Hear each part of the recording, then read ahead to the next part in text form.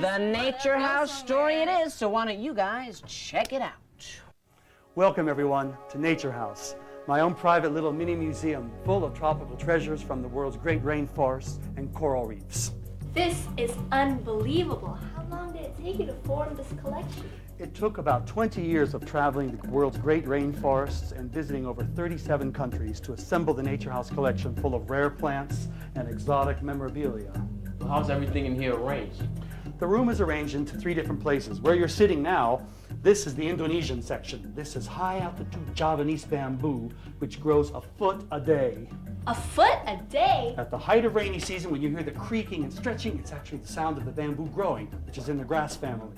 So this is the Indonesian section with the puppets and the singha and the beautiful corals and rare tropical plants. Then we segue into the Amazonian rainforest exhibit. Got the jaguars and the Indian headdresses from the Kayapo, monkey tails, horn beetles, and a collection of tropical butterflies.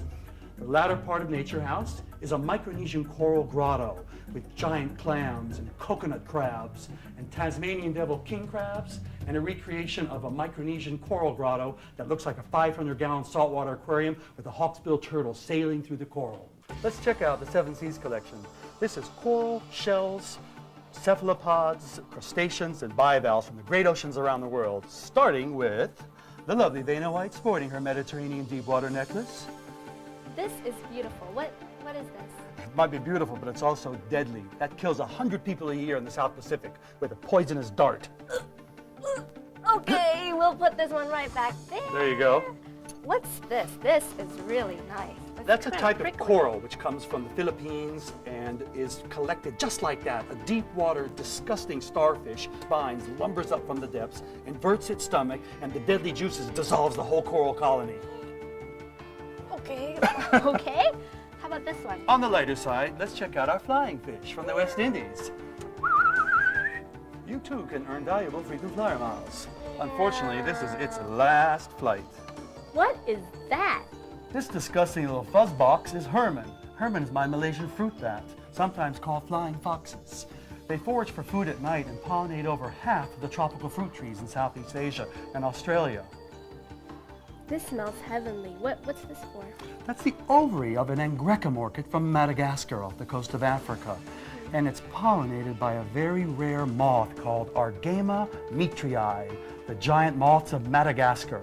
The female's on the bottom with the larger egg-bearing body, and the male's on top. Unfortunately, they might even be extinct in our lifetime.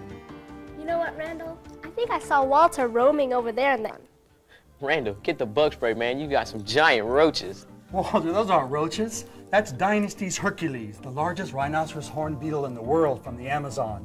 When you hear the brrrr like a little helicopter, you know one of these Vulcan creatures is right outside your base camp. What's this thing right here with the sharp teeth? Ow. Careful, that's Piranha Preto, the legendary black piranha from the mighty Amazon. What's this, a feather duster? Check it out.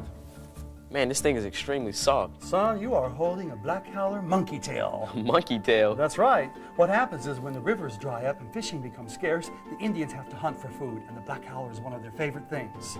I'll tell you, with your toucan beak and your feathers and your blowgun, you look like you're getting ready to go hunting. So let's see if that thing actually works and see if you can get yourself a black howler. Ho! You bagged yourself a howler monkey. What tribe are you with? Well, Randall, this has been amazing. Thank you so much. You're welcome. I can't believe all fit into one room. Well, funny enough, they don't. In fact, just outside is a rare plant pavilion with over 700 of the world's rarest orchids, palms, bromeliads, giant voodoo lilies from New Guinea, and some of the most bizarre flora and fauna you have ever seen. But that's another episode. Hey, once we know the content of our show, the next thing is